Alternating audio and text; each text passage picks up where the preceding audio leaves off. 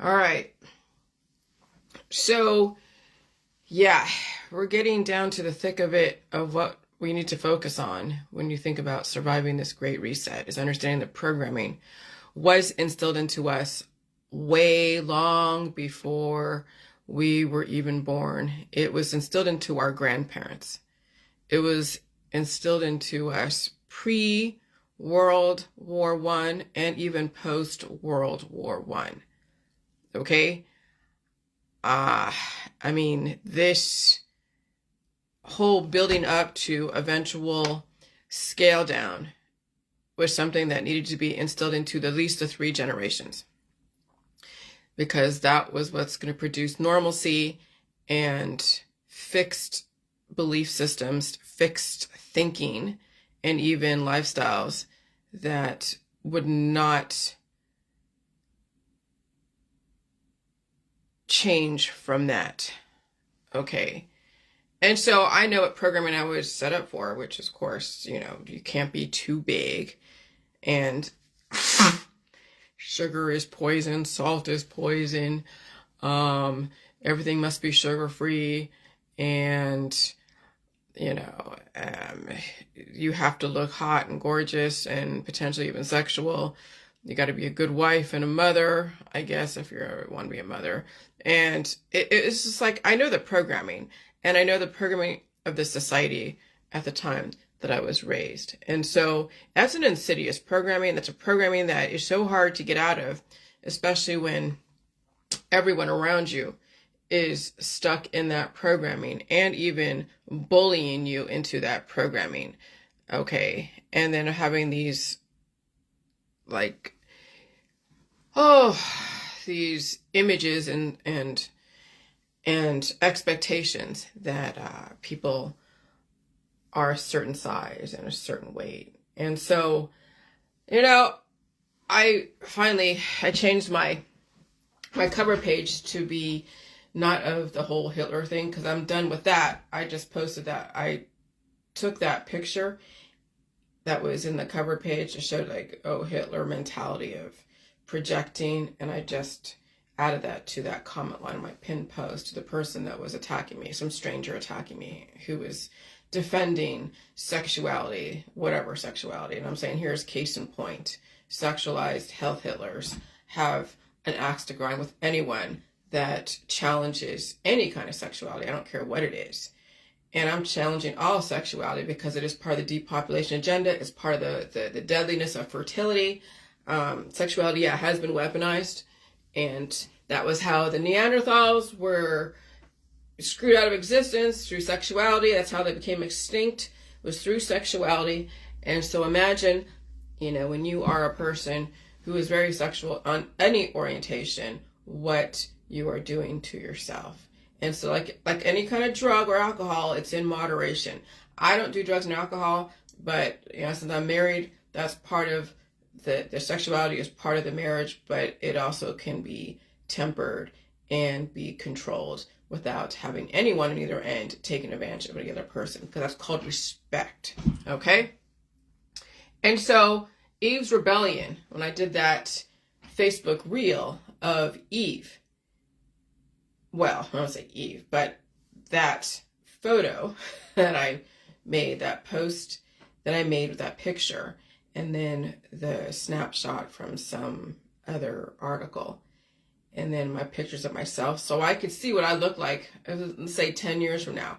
I could see what I look like before I turned 50, because 50 is the magic number. Why is the magic number? I'll tell you in a minute. And so that way I could see what I looked like when I was, right before I was 50. And so if it's like when I'm 60 or 70, I look at myself today, I'll be like, well, I probably will not see a difference. So as long as I'm releasing demons and eating food and staying out of harm's way. And so we also discovered that 50 is also the magic number. Okay, 50 is the Jubilee. 50 is, the halfway point in the world of mortality, as like the midlife. 50 is Hayflick's limit of a cell redoubling itself at least 50 times. 50 is when people start breaking down and they get menopause. They're not now a farm animal anymore. Now they have a choice to become, a mature human being or die. 50 is also when people start thinking about retirement. AARP. 50 is huge.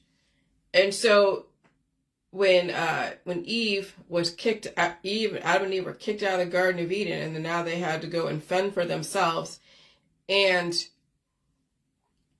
then develop so many babies, so many children. Eve was essentially enslaved to building and evolving the human race. She was chosen. So that's the whole thing with the Jews are the chosen people. People choose to evolve their daughters and sons within these certain religions. And so Eve and Adam, they weren't that special before they became Adam and Eve.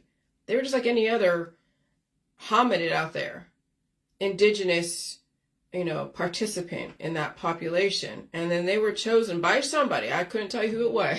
Again, I don't know. But they were chosen to be evolved. They were chosen to evolve the human race.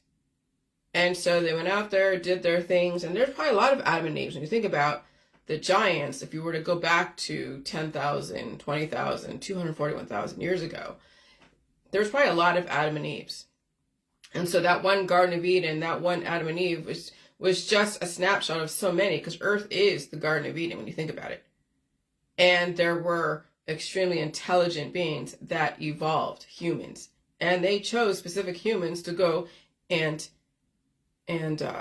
advance the human race. Like you see today, there are certain people, like in Hollywood and politics, even such as myself, that was given a different side to the world.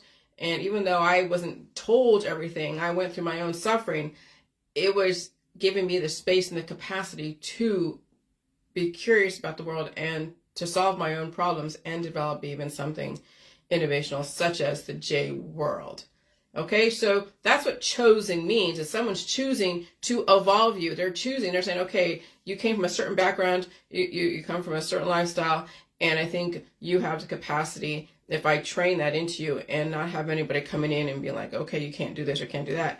You are chosen to be the one to be a sex bomb, to be an innovator, to be an academic. You were chosen to be, a politician, because we have people politicians out there that were chosen or came through a family genetic line that was able to rise up and become influential, like the Kennedys, like the Trumps, like the Bidens, and all the different people in Congress. They were chosen on some level because of their background.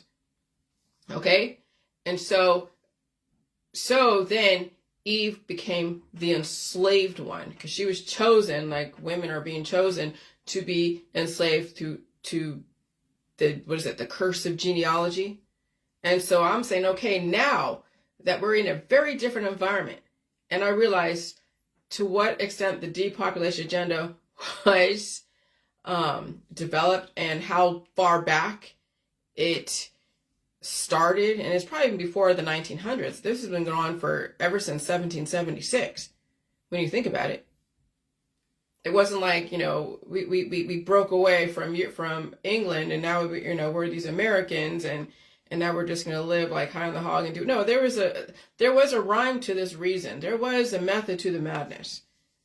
Okay, there was a method to the madness, and so I'm saying now Eve's rebellion, taking back paradise, because now, in this new environment, in 2023, we're in the winter solstice. We're going into 2024. I'm 49. What's the square root of 49 is 7. It took me 7 years to get my life back. I started this protocol in 2016. We're in 2023. That was 7 years ago. Okay? I'm encroaching on the precipice of 50, the halfway point. I've released my demons. I built my body back up. I'm not into the whole skinny shit. I'm into building the brain, not using my body for anything except to keep my brain going. All right? And so now I'm like, okay, women and men, it's time to rebel against the old world, but you don't have to rebel. The old world's changing to the new world, but it's me breaking out of that. So I'm coming from my perspective of breaking away from those traditions of being the wife and the mother. I mean, I'm still the wife, but breaking away from those traditions of being a sex bomb, to trying to being skinny, to trying to play the games of the distractions. And now in this environment, I don't want to be out there hanging out with so many people, because then it's the mucus. It's all the potential, energy conversion that one must go through in order to save itself. And that's a lot of energy when you think about how much evolution you will encounter when you are surrounded by so many people with their microbes. In a slower frequency environment, it was not a big deal. Okay? And they didn't have so many changes that were happening throughout the year. It was the spring allergy season, the summer, the summer, okay, the heat, and then the fall change, and then the winter. And some places were more extreme than others. Okay? But now we're having so much climate change that you can't get ahead of it. It's like people are not getting a break. The climate's changing all the time, and you can't even tell. I mean, you can. They told you climate change. What does that mean to people? And that means different things to different people.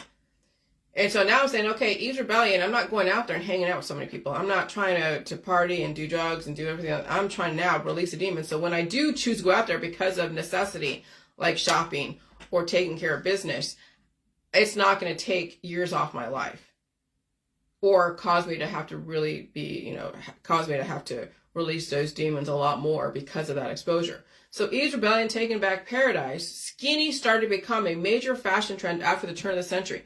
So this is where, like when you think about it, after the turn of the century, like 1900, the women in the 1900s or 1800s, the women, like 1896, 1887, whatever, the women wearing like all these layers of clothing, what is it? I don't even know what you call it. These long underwears and bouffant dresses and hats and big busty things and they're corsets. And so they're fully covered, completely covered.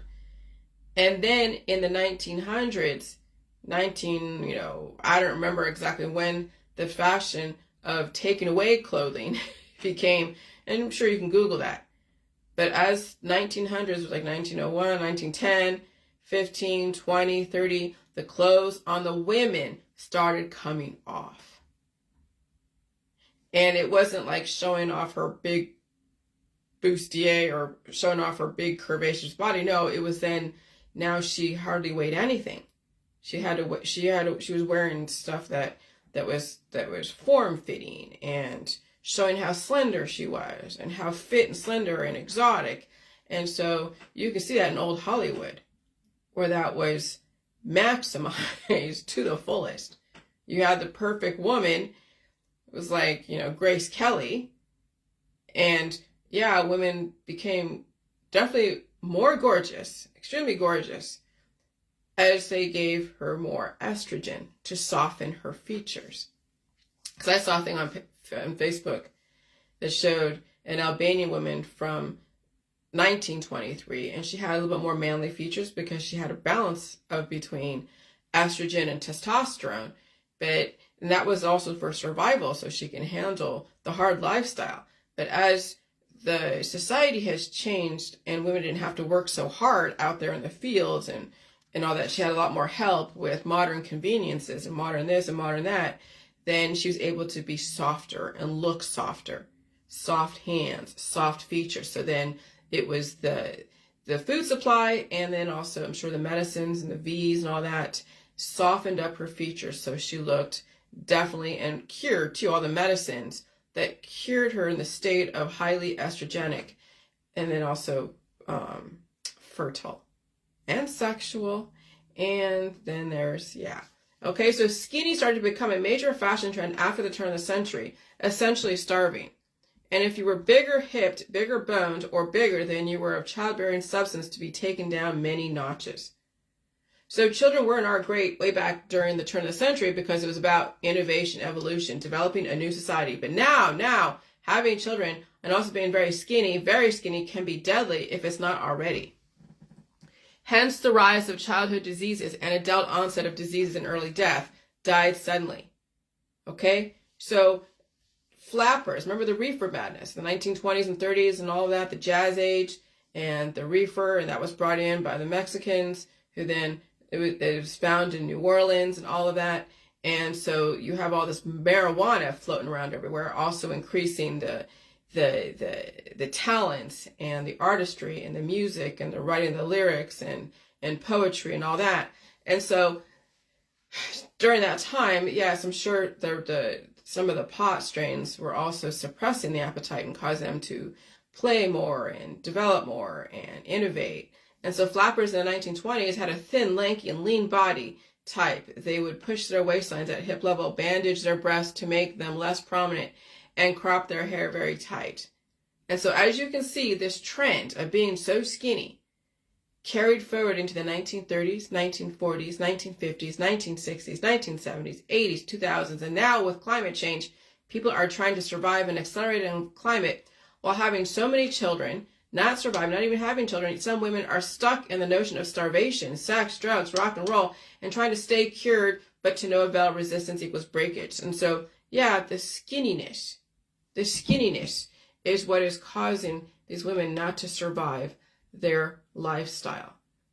And you're seeing the pattern. You're seeing the pattern. I mean, with these girls they have like 3 or 4 kids, and they're not surviving. What's going on? Okay? And so, what's going on with the climate change? And so we are in an extremely different environment, and it is extremely deadly to those who are fighting diseases and are starving or food intolerant. All right, so Charles Manson knew this. He was told this stuff. And the system tried to tell us in so many different ways without completely letting the cat out of the bag, because people would be devastated and stop performing, thus causing societal breakdown before society was ready to break down. Okay, so again, Charles Manson came from a 16-year-old prostitute. I don't know if she's a prostitute, but he was put in institutions. He was thrashed. He was given a lot of information, and then he was let out certain times, and he became a major cult leader, a major one, and was in the heads of a lot of people and was able to control women and men. And so the system threw so much money, social capital, and elitist lifestyles at people to keep them performing and being okay with what they have accepted. And so you look on your Facebook and you're like, oh, look, here I am. I have all this money and I'm traveling. I'm doing this. Look at my nice cars and great symposiums, and look at the people that I hang out with. They're all highfalutin and so educated and so this and so that. And so you see people are so proud of their highfalutin lifestyle, their elitist lifestyle. And it keeps them doing the surgeries. It keeps them trading, commodities back and forth, contributing to the depopulation agenda. It keeps them so trapped. And yeah, so that's how the system was able to control people, through the money, the social capital, and feeling like you are better than somebody else. Because you're getting more attention, you're getting people that like you more, you're getting all the things that people die for. Because that's what Hollywood was like showing you, oh, look how popular this person is. Like even in high school, oh, look, the popular girls, they're wearing all the latest stuff. Oh, look, she has a lot of friends. Oh, look, she's so sexual. Oh, look, this, and then you have Hollywood reinforcing that. Oh, look, she's so hot. Oh, look, she has a nice car and a big house. Oh, look, he has 1 million girlfriends and they're all hot. And it's just like, and that was how they kept people so under control. Just give them the things that make their hormones go crazy and make them think that they've made it. Right? So the system threw so much money, social capital, and elitist lifestyles at people. You were okay with what you have accepted, taking down your friends and family. Now when a person is dying or dies suddenly with millions and thousands of dollars in their bank account, with nice cars and boats and 5,000 friendless followers, it doesn't matter anymore because you're dead. See, what was that all for? Oh, but I had a good time on the way out the door. Yeah, that's exactly what they wanted you to think. That's what they wanted you to do. They wanted you. See, I understand that belief system because I've heard somebody say, well, that's what you're supposed to do, is have nice things. And you're supposed to work hard and have nice things, and then you're supposed to die. I'm like, what? I'm like, I don't need nice things. I need things that are okay, that are durable during whatever, during different seasons, and can withstand a little bit of storms and everything. But I don't need to have nice things. But some people still live in the 80s. They want bigger is better. You keep revising. I understand renovation, but they keep trying to increase their status through the things. But they don't realize that doing that, it not only costs money, but it then takes so much life force away from them. And so then when they have all these nice things and they're having to work so hard for them, they die sooner. That's exactly what the system wants, is you to die sooner while you're surrounded by all your baubles and lifestyle and sexual, orientations. And then then nobody has any complaints, right? Their family and friends already bought into it, so they're okay with it.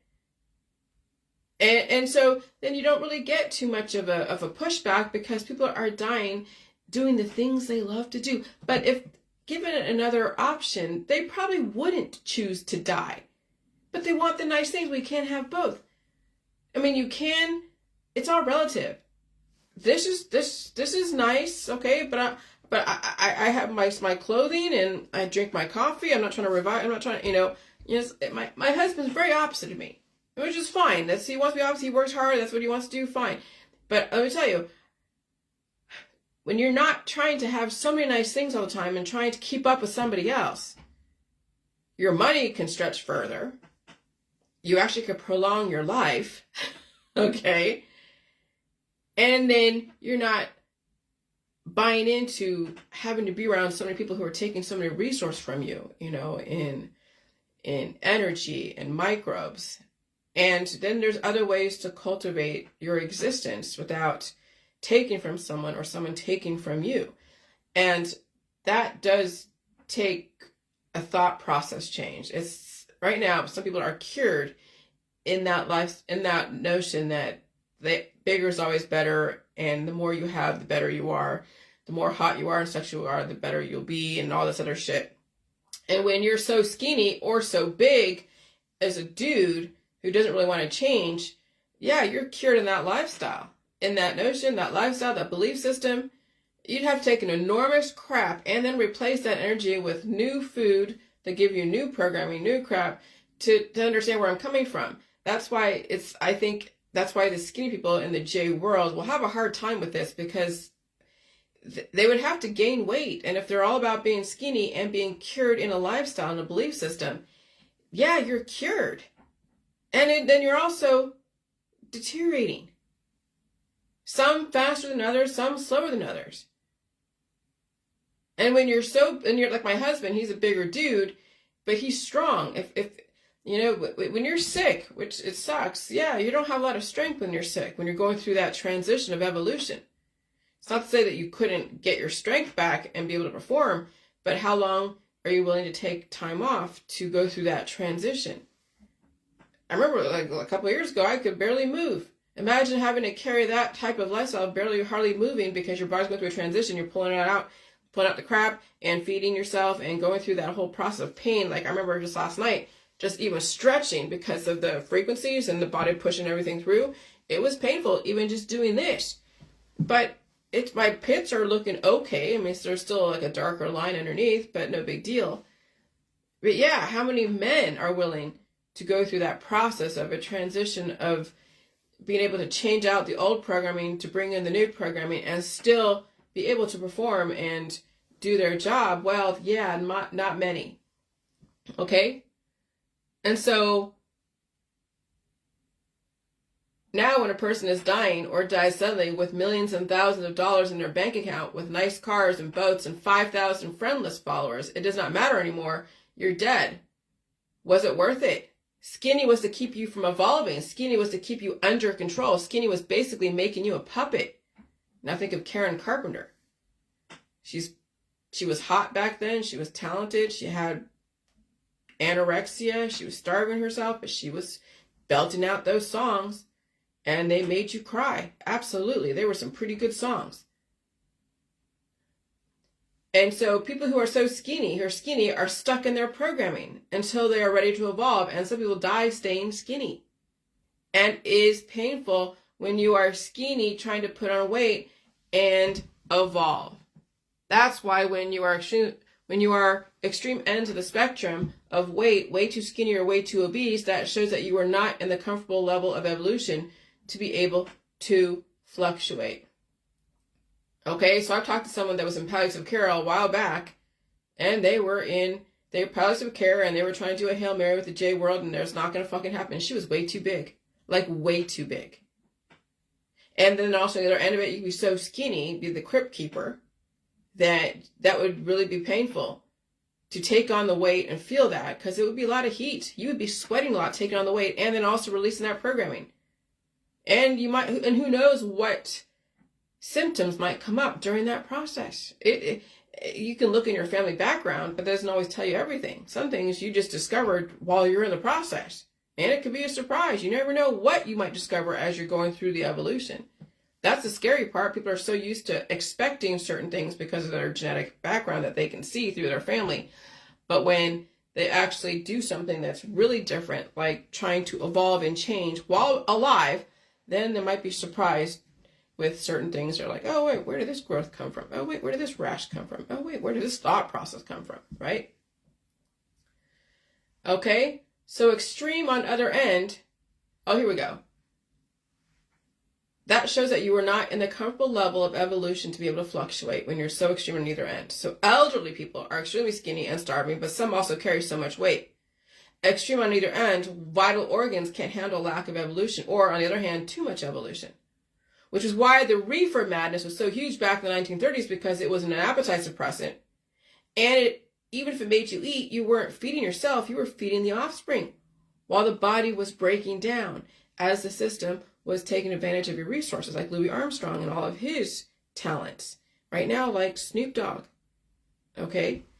But the system was able to retrieve resources from the person throughout their life until their body cannot handle the drugs anymore or the lifestyle. For example, Snoop Dogg, even Louis Armstrong. And so I said, skinny, drugs, alcohol, sex, conditioning for die suddenly in the future. Because then the offspring, if they do develop offspring, also will buy into that notion because of all of the pressure, the images, the peers, all of authority, conditioning for a diet suddenly in the future, and retrieving resources and talents from that person on their way out the door. Which is why you have a lot of child prodigies today. They are maturing faster, realizing their potential sooner. It's all physics and genetics and genetic engineering and heavy programming. Okay? And so I showed you a picture of that flapper. And then there's Karen Carpenter. All right? So many talents come from trauma and self-abuse. Because if someone's not putting their hands on you, because maybe they did when you were a kid, or you have trauma from whoever, but you're carrying those memories in your body and you're reenacting that trauma through self-harm, through alcohol, drugs, getting into bad relationships, or into habits that are self-destructive. I mean, that's basically what we've been trained for, is to be self-destructive. But before that, we are acting out whatever programming that was forced on us as children. And so many talents come from trauma and self-abuse, and psychologically forced to stay cured with the programming that was given to you. The key thing is survive it, but yeah. When you're starving, that's difficult. See, that's why anorexia is so prevalent. Because yeah, you look hot and sexual, and the image is forced down your throat all over the place. But then, yeah, you're under control. You're under the influence, and you're under control of somebody else and the system. And so when you're starving and you're skinny and you have a lifestyle and belief system and so many things going on, I don't know how you're going to evolve in this society. I don't know how. You literally have to, I don't know what you did. I couldn't tell you, because that was something you talk to your doctor about, gaining the weight, releasing those demons, and people around you who expect you to perform in whatever ways. Carpenter was born in New Haven, Connecticut, and moved to Downey, California in 1963 with her family. She began to study the drums in high school and joined the Long Beach State Choir after graduation. After several years of touring and recording, the Carpenters were signed to A&M Records in 1969, achieving enormous commercial and critical success throughout the 1970s. Initially, Carpenter was the band's full-time drummer, but she gradually took on the role of frontwoman as her drumming was reduced to a handful of live showcases or tracks on albums. In 1975, she started exhibiting symptoms of anorexia nervosa due to the massive pressure of fame and her complicated family dynamics. She was plagued by the disorder for years. She died in 1983 at the age of 32 of heart failure. due to complications from anorexia, which was little known outside celebrity circles at the time, and her death has triggered widespread attention and research into eating disorders and the body dysmorphia. Interest in her life and death has spawned numerous documentaries and movies. And now look at these girls who are in their 30s with like 2 or 3 kids, looking hot, and they're dying suddenly from heart attacks and strokes right now in this environment. So there's a pattern here. It's not all people want to blame all the V's, but I'm telling you, it's the lifestyle. It's the pressure to look hot and skinny for the husband. It's the pressure of having a bunch of kids. It's the pressure of not eating foods because they say food is poison. How many girls on these Diet Suddenly pages are the skinny women in their society, in their family with a few kids? That was the depopulation agenda. That was how they were going to take down society through not only sex, but then the pressure to look very skinny, to look like you have nothing. And then fake boobs and all the different implants. And so the system develops a scapegoat for you, like the V's, like the therapies, and the air, food, and water, and whatever. But in reality, it was the psychological programming to look like the girls on TV, like Cameron Diaz, like Jennifer Aniston, even like Angelina Jolie. All these Hollywood icons, and then the peer pressure. And then they have all these diet gurus, these naturopathics, homeopathics, these holistic health people, these integrative nutritionists doing all the yoga stuff, and the tantric sex people. And then you have all these spiritual healing stuff, playing with crystals and doing all this other crap that contributes to the pressure of being skinny and being hot and being afraid of food and resisting the government. And now you have in this society right now in this environment, now the Diet Suddenlies are happening. And of course you have a place to go. You can go blame the V's. You can blame the shedding, blame everything. But in reality, what's going on right now was set up way back in the 1920s and 30s. Oh, it's freaking... And so the whole Hitler thing was just studying how someone like that rose to power and what was his background and his psychological makeup, and then developing those little gurus out there. Those little, sexualized health gurus that became so Hitler-esque that they browbeat and pressured their audience into being afraid of food, taking the remedies, taking the detoxes, doing all the surgeries, whatever.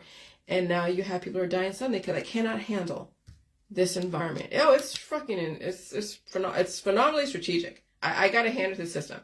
I really do.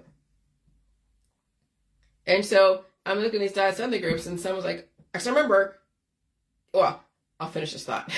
I'm looking at these Diet Suddenly groups, and I'm seeing people post pictures of growths and things that are happening suddenly. And they're, of course, making the association with the recent therapy, which I couldn't say that that wasn't a factor, but I would say all therapies, I don't care what they are, any kind of fertility was through a therapy, or you're going into a crowd of people, and we have an accelerated environment. Yes, you will see suddenlies, like an onset of a growth or a Diet Suddenly or a cancer, turbo cancer, happen so aggressively. And so when you have a sluggish immune system, okay, rapid growth, you get skin conditions. Yeah. And so I'm thinking that, of course, people are getting all these growths from their armpits, because I remember the last 3 years, I've been leaking so much crap out of my armpits, out of my lymph nodes, all the different places. Like every single area where your lymph nodes are, I've been getting different growths. I've been getting different, skin conditions, but not like growth like you'd see like that, because it never got to that point. When your body gets to that point where there's a growth like that you see on my Facebook page that looks like a psoriasis or impetigo, you're not releasing those demons down there. Your body's now forced to grow something where you have to use J juice, which somebody said that they use J juice. But I'm like, if it gets to that point where you have to use J juice versus something else, there's still blockages somewhere. Okay? Because I'll tell you, with the amount of crap that's coming out of my armpits and how painful they were a few times when the body was really trying to release through the lymph nodes, where the arms are even in pain. Not even so much a rash, but even the arms were in pain. Well, yeah, that's why you get a growth, because you still have a sluggish immune system. That's why it's growing out like that. Okay? When your body is blocked up in certain places, it's like blocking up water streams coming through a tunnel, and then it builds up over here, because where's the water going to go? So the pressure of it being forced into another place and causing a ballooning, that's like what happens when you get all these growths outside your body. There's blockages, and it's causing a ballooning and then an infection, and then you get these growths that then people are using whatever to go and take it off. And even though you're using something like J juice or anything else to take it off, you're not acknowledging that there is a blockage in your body that's causing that growth outside your body to begin with. And I didn't want to say it to the person on there, because I'm just like, that's fine. They're stuck in their world. Okay, I get it. But I'm saying Jill just not supposed to be used as a cure for anything. That was just an immune system activation, not as a remedy. People use it as such. I can't tell them not to. I just leave it alone. I can't say anything anymore. I don't. So I just let them say what they got to say. And so I said, click on the picture. That's why I have opened up my immune system to release the demons, so this doesn't happen. But everything's a transition. And so I've been releasing so much, I'm not surprised this is happening. What is happening? Well, I'll read what the person says. The person says, can you tell me what this is? My son had these spots on his legs, in his head, and under his armpits. Okay, lymph nodes. Of course, doctor doesn't know. Ruled out ringworm and cancer and using different salves. Okay. And yeah, he had 2 you-know-whats. Well, that's their code for VACC. We all have not. He's going to be 42. Well, and I remember even with that, he's going to be 42, listening to China Observer, whatever, China news thing about China. And there are high levels of government people and influencers and artists in China who are around their 50s who are dying suddenly. And so he's 42. The people in China dying suddenly at 50, in their 50s. People in America dying suddenly in their 50s. Okay, this environment is not favorable to those who have closed up their immune system, or have practiced that, or have come from predispositions and keep practicing the old world ways. And they're out there in public with people and still doing the remedies, causing more fertility, more offspring, to then cause infection. And then when they don't want to feel it, they're taking all their different cannabis, causing more offspring, causing then internal infrastructure breakdown as well as growths. The veritable Garden of Eden, okay?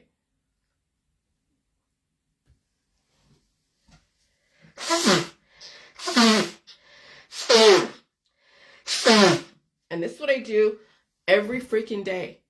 You know how I've trained my body to blow my nose like that? And that sends pressure throughout the whole alimentary canal to push out anything that doesn't belong. Okay? And so when you think about numerology, all right, so I know someone in my world that was in my world, in the J world, and she was all about numerology. And I'm like, okay, I'm not getting involved. I'm not going to be allowing somebody to, I would say, cast spells. But they're always talking about numbers to me, about stuff. Oh, this number is good, this number is bad, da, da, da. And so they're imposing their belief system on me. And it was a lot around the Vietnamese culture, because Vietnamese culture is the whole animal years, the year of the dog, year of the horse, year of the tiger, all that. And I'm like, and I know there's numerology infused with that, but I know there's also specific things that people believe in and even impose and force their position on you because of their background. And so when you have somebody out, when you're not really understanding numbers per se, sort of, when you understand from the point of view of the conspiracy world, and then of course all the year of the animals, right? The Chinese New Year and the Vietnamese New Year, and even the horoscopes, the Asian and the Asian and the Western horoscopes. That's a lot of New Age stuff in my opinion. I realize now that it was the Old Testament numbers that I have to pay attention to versus the horoscope stuff. And I'm getting away from the Asian culture. I'm getting away from the Western horoscope culture, like Aquarius and Leo and Capricorn. I don't play any of those worlds. what I actually was exposed to and not say trained in, but was exposed to and shown was, when you think about it, the Jewish aspect of numbers. Okay? Of specific numbers. Not even all, I mean, I don't go into, and I'm not reading like the book of Numbers or Leviticus or any other Deuteronomy. I mean, I've seen stuff from it, but I have not heavily studied all the 5 books of Moses. But there are certain numbers that do come out that I can prove have physiological meaning, if not traditional and cyclical meaning. And also what developed our society, 7 days a week.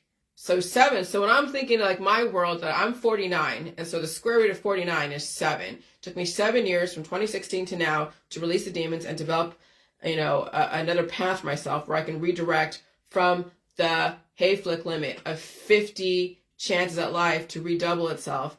And then, of course, the menopause. I'm not a broad mare anymore. I'm not trying to be fertile. I'm not fertile, really, when you think about it anymore. And so then I'm like, and then the power of 3, and the power of 2, and the power of 1. Okay? And I'm like, oh, shit, yeah. The old world, phasing out the old programming.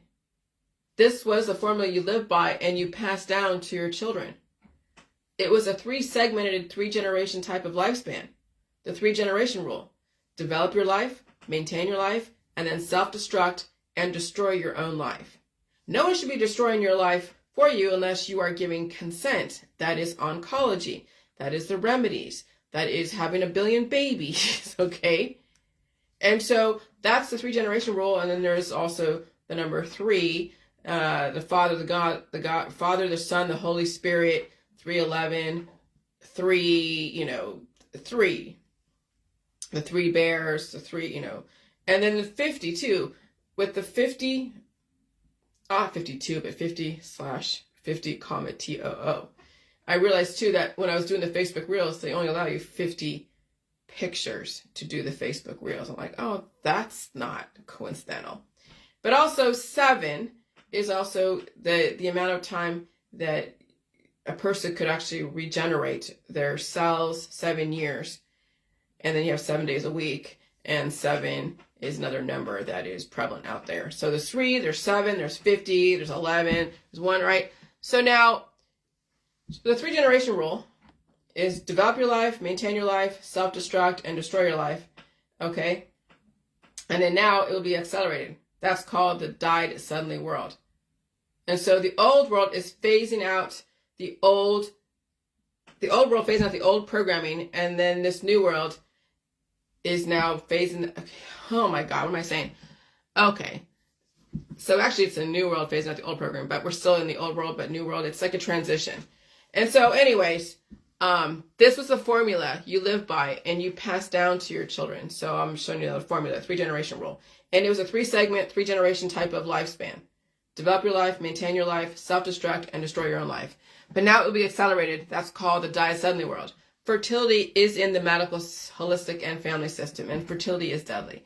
Okay, yes, therapies develop fertility, and social occasions with many people develop lots of fertility. Not everybody gets the luxury to live past 70.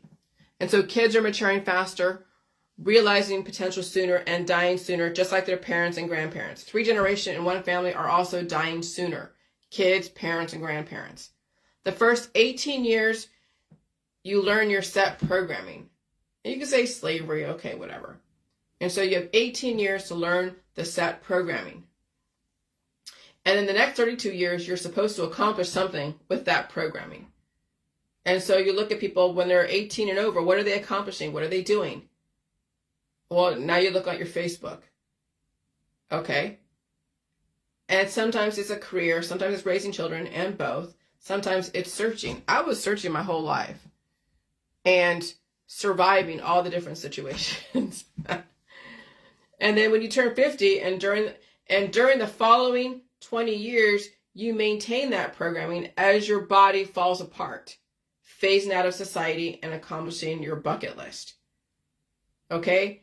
And so that's the thing, is that then when you finally get into your career between 18 and 50, and you're going to develop certain things, go from thing to thing, whatever, or however that works. You can have kids, you can have friends, family, whatever.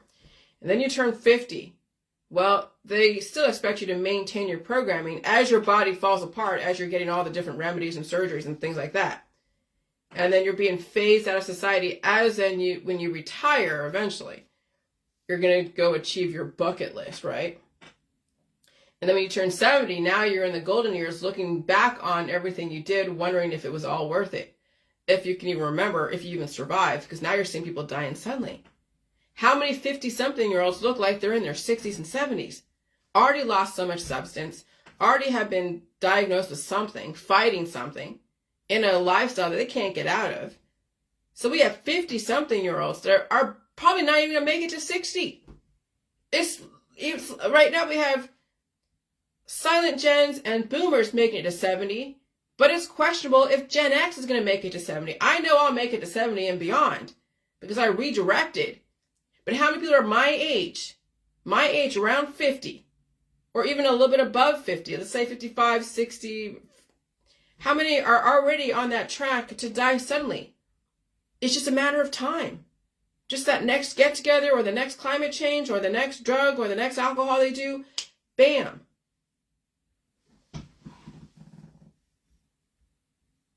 And so that's why I posted those pictures that was in the Facebook reel. Eve's Rebellion, taking back paradise.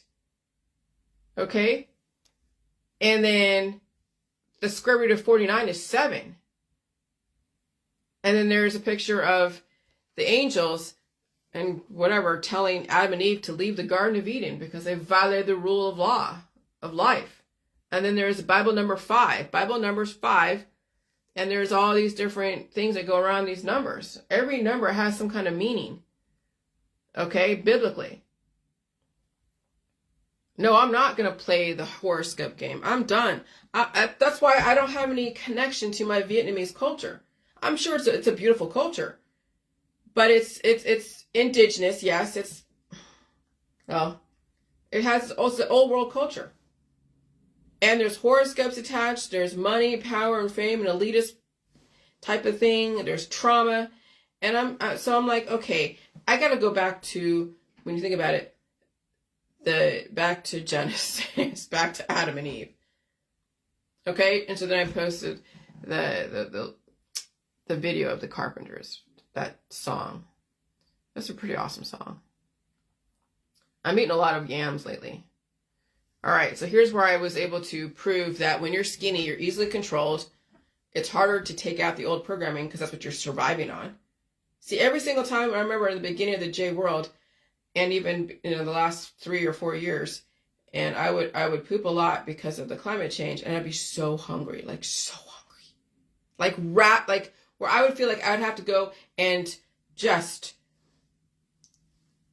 like inhale everything in my refrigerator.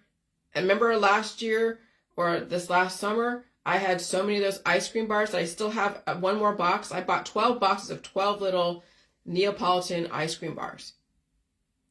Okay? And so I had to really replace all of that energy that was lost during these climate changes. Because if I hadn't eaten the meat and the milk, the cheese and the eggs and all of that, yeah, I would either die or I would be so in pain. My body would eat itself out of existence. When a person is skinny, doesn't weigh a lot, I would understand why you don't want to take a poop, because it would, if you're 90% demon, you would pass away from taking such an enormous crap. I'm going to tell you, the crap in your body is what's delivering your programming. That's why you really can't convert people, because the crap in their body is what programs them. They have to be the one to change out that programming and go through that process. That's why many people don't understand where I'm coming from, because the crap is what drives them. And they're reinforcing their programming through the drugs, the alcohol, the sex, the lack of eating, the lack of feeling pain. They're cured, okay? They're not going to understand where I'm coming from. They're viewing my world through their rose-colored sunglasses. And so what happens with truth? First, it is ridiculed. Second, it is violently opposed. So there's many people out there that are stuck in those two versions of truth. And then the third one is accepted as self-evident. I have accepted what is going on right now. I have accepted where people are. I've accepted where I'm at. I've accepted my background. I've accepted the world that I live in the way it is. And I'm not resisting anymore. I'm not ridiculing it when you think about it. I'm not even violently opposing it. But there are many people who are stuck with the old programming. The crap in their body is stuck in the old programming. They are violently opposed to any other body's truth, and they ridicule it like you would not believe.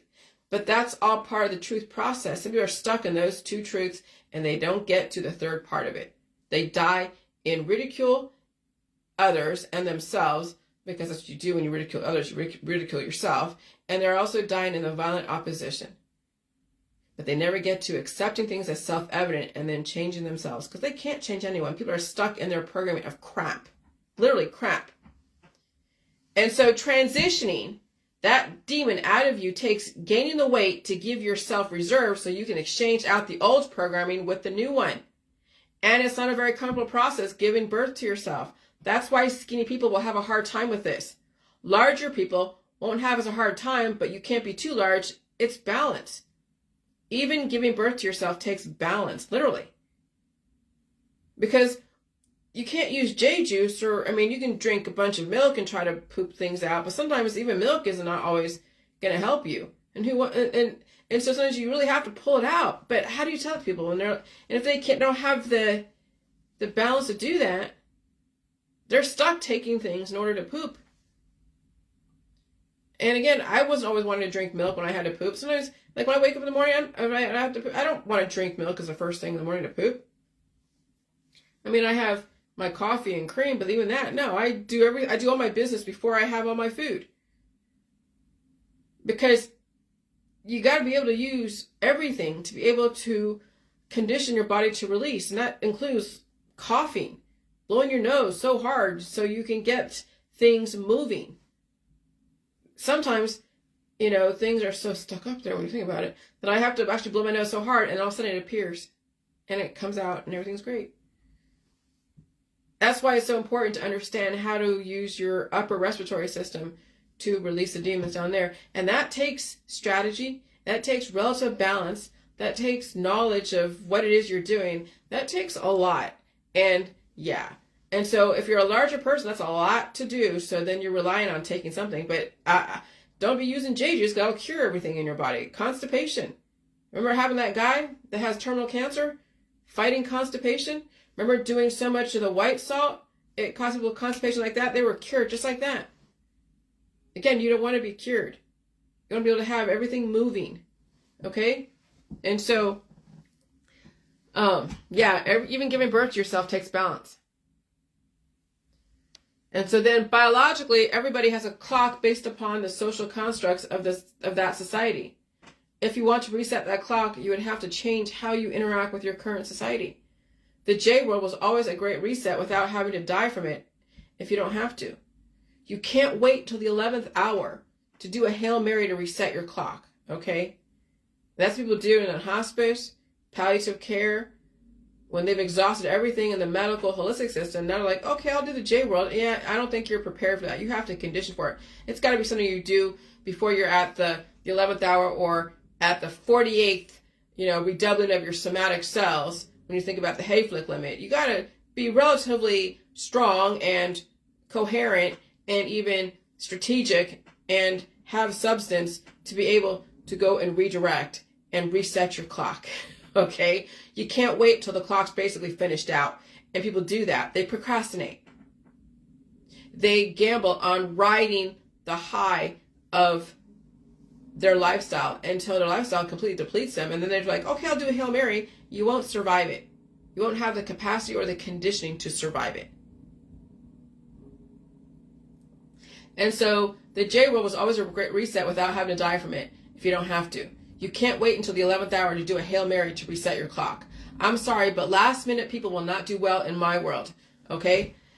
Procrastination is not an optimal characteristic in my world. Planning, forethought, and intention is optimal in my world. You can't wait until the last minute. And that's different for everybody. Some of you know how hard it is to redirect. You have to redirect when you have the substance and the strength and the food supply available to you. And you'd have to change your life. I'll be 50 next year. It was a crossroads. I was at a crossroads. Okay, 7 years ago, I chose life and change. And I struggled through the discovery process.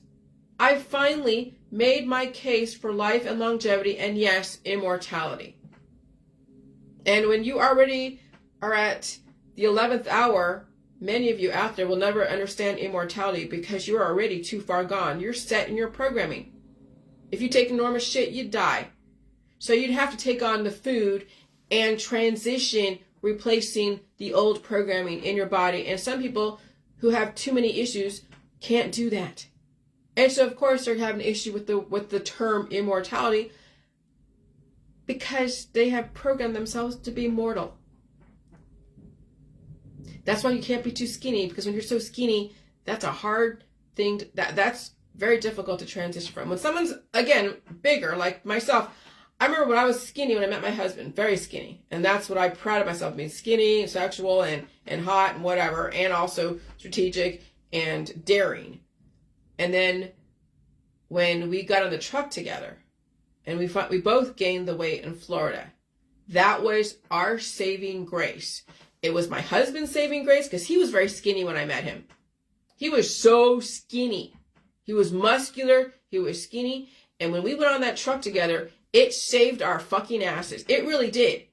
Because we had the gas station pizzas. We had the Chef Boyardee from the can. We were eating steaks and lobsters. I mean, we really packed on the pounds to give us that life, that substance, so we can handle then the next 10 years, 5 years, 7 years.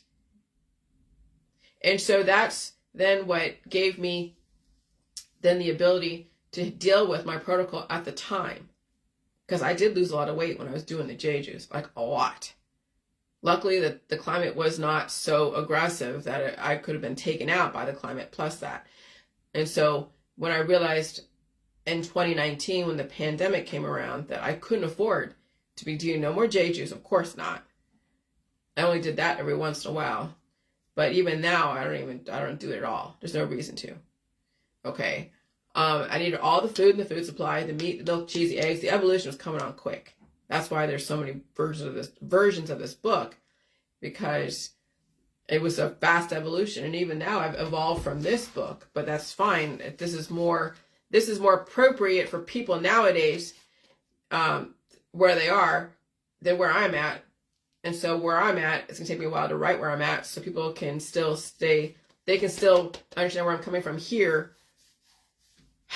and figure out stuff. And so this right here is the crossroads. This was the crossroads. This was done like a year or so ago. Okay?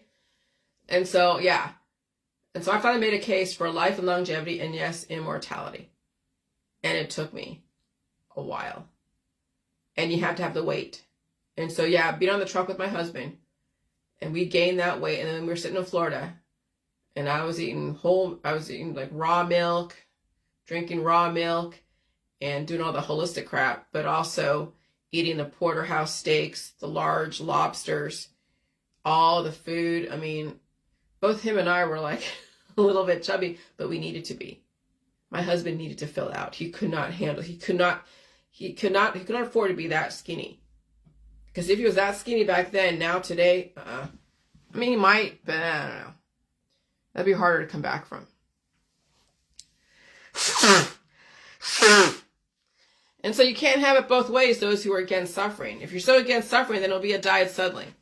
I had the infrastructure and the drive to suffer through my illnesses and diseases and trauma and release those demons. And I will not die suddenly, because I paid my dues of suffering and feeding and eating and resting. That's what's going to take if you want to live beyond the 50 years and not deteriorate around 50 and before, or even after. Which is why I say it may not be a blessing to have children, because will they survive? Will the mother survive? Will even the father survive? When you think you are, where do you think you are and your children are as far as the genetic line? How do you know if you're at the end of that genetic line? There are major indicators that people do ignore. What are the indicators? When when they have diseases and they can't handle it, and so they're treating it. So yeah, when you have a lot of disease and a lot of symptoms from whatever, from the environment, from family and friends, from all the therapies, yeah, that disease was in you, and it's going to start up the engines revving. And when you keep treating it, yeah, right there is an indicator. You're at the end of the genetic line. It's going to be a matter of time because the environment is not going to let up. And so when you think about it now, our current world is decoding the past and intention of our ancestors. And so Dr. Hayflick, which is really recently, within back in the 1970s, right, 60s and 70s, 80s, figured out the Hayflick limit is directly aligned with the 5 books of Moses. 50 times. So somatic cells, you have your immortal germline cells that are always immortal, and then you have the somatic cells that can redouble itself every 50 times, redouble itself before it goes to the next immortal germline cell redoubling itself. And so my information says if you can handle the transition and take advantage of your first 50 chances of life, you get 50 more chances years to live. That's why then the 150, that's 3 versions of 50 years. And that's pretty conservative because when you think about the potential of a human, so as long as all the conditions are right, they can go beyond the 50 years. I said 300 in Dr. Phil, and I was just putting out a number, 300. And I threw that ball over the fence. I got ridiculed for it. Oh, I got slammed for it. But hey, I'm proving it now. You can bypass the Hayflick limit if you're willing to go through the process and build up your infrastructure and develop an infrastructure to support that. And so my information says if you can handle the transition and take advantage of your first 50 chances at life, you get 50 more chances years to live. If it's too much transition, then you'll live out your 50 years plus years. And if you're at the end of that genetic line, you will die suddenly. And that's basically the nature of what's going on. That's why people are dying at 50. It's not a coincidence that Gen X is not surviving climate change. It's not a fucking coincidence at all. Okay? People are so against suffering that dying suddenly might be a gift to you and everyone around you. People can't have it both ways. If you don't want to suffer, it's a die suddenly, and no one should be putting their hands on you. 50 is the magic number. I'm not trying to scare you, but give you some kind of playbook you can work from so you can juggle this information and your choices if you plan to survive this great reset.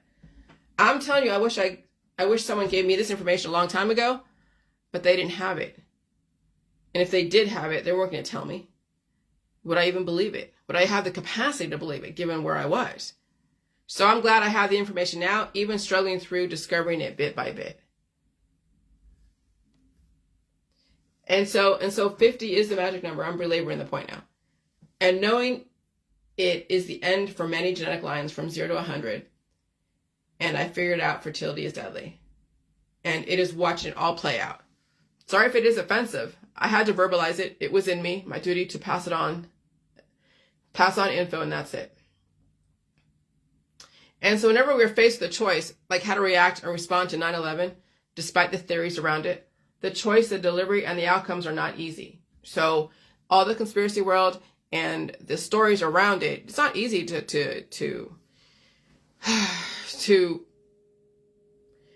listen to the stories, okay, and wonder if it's true or not. 9/11 was not easy to digest, and even the theories around it. My information and my thoughts are not easy to digest, and even all my theories around my info. It is a suffering and a lesson to all of us. Nothing lasts forever. Change is always inevitable. And if you are alive, what will you do to change and survive? The system, all of us, are giving us all choices. Everything going on right now is not easy to digest. The wars, the retaliation, the changes are extremely difficult. What are you doing to survive it? And then the future is about science, but the stories, religion, allegory will exist to control how people relate to the science. And then the J world is developing the smooth transition from the old world to the new world and not die from the transition, which is why I do not burn the candle from both ends and be so accountable to everyone, depleting my resources. I am developing a process to survive my journey to a retirement and also survive retirement, getting your and my life back and prepare for the next 50 years, yours and my next phase. 50 is a magic number. Yes, it is. I am living the 5 books of Moses. And so, yes, there are retirement systems in the UK. There are retirement systems in Canada. There are retirement systems in America, of course. It's a question of whether you participated in them and contributed to them, or were you always working under the table and not contributing to them. And so some people do not get the luxury of retirement because they didn't pay into it, and others do. And so, you know, you're going to figure out, what you practiced the last how many years, is it going to bite you in the ass? Okay? And so age 50 is the crossroads, the Pentecost, the Jubilee, menopause, died suddenly, or redirect in my world, which is why Gen X is the variable. Before 50, you might be able to redirect your path. After 50, you might be able to redirect your path. If you are 50, you're teetering on either end, possibly a died suddenly relative to your background. Some of you are being tested. If you're hot and starving, I do not see you changing. Too traumatic, just watch your Facebook. Okay? And so there are girls that are hot and they're starving. And they've already been pigeonholed by their friends or family. They're getting so much social capital for being hot and starving that they will die in that. And it might be sooner relative to their background. Because if they were to gain weight or do anything different than what they're doing, they would have pushback and they wouldn't get invited to the things. They wouldn't get the hot guys or the invitations. And they'd be like, what's wrong with you? You need medication. What's wrong? Here, take this. Okay? And she won't allow herself to get to that point where people are questioning if she's healthy or not. And so she'll show you her organic refrigerator and say everything is poison and how she only eats this, this, and this. And yeah. And that she's already done with. She's gone. And it's just a matter of time before someone impregnates her and she'll have a billion kids and then die suddenly. I mean, it's a play. You can see it. The playbook is already showing you itself. And you're watching people go down those roads. And you can only observe. And so that's why I'm glad people in my world that see this now, and they are in their Gen X, even some are like late millennials, that do get this. Okay? And it's a difficult thing to get when you're in a society that does not want you to get things like this. Misery likes company. The death culture is very... What is the death culture?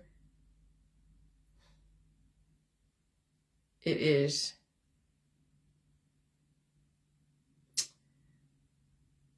Oh, there's a word that I wanted to use. Well, it's enticing, yes. I can't think of it. That's okay. It's exotic. Yeah. That's okay. But the death culture is very exotic, and people have a hard time not being tempted by the death culture. So, all right, that's all I'm going to say. Watch this over again if you can. I know people come in late on this, but nice to see you guys, Tanya and Audrey. And good luck. Good luck with this. I'm going to take the between now and after Christmas off because my husband's coming home and we're going to hang out and do what we do, and I'll have time. I'll just hang out with him and enjoy his company, enjoy the holidays. It doesn't seem like a holiday to me, but you guys enjoy the holidays, whatever they are. And yeah, we're heading into January 1st. We figured out 50 is the magic number, 7 is the magic number, 3 is another number. Now you're seeing the clues of what our ancestors programmed into us. And women need to break free if they can. Not all women are going to. Some of you will watch them. You'll watch them play out the programming. And you'll call it every time. It's just a matter of time. It's getting even more aggressive. I know it, as far as the atmosphere. So, good luck. All right, bye.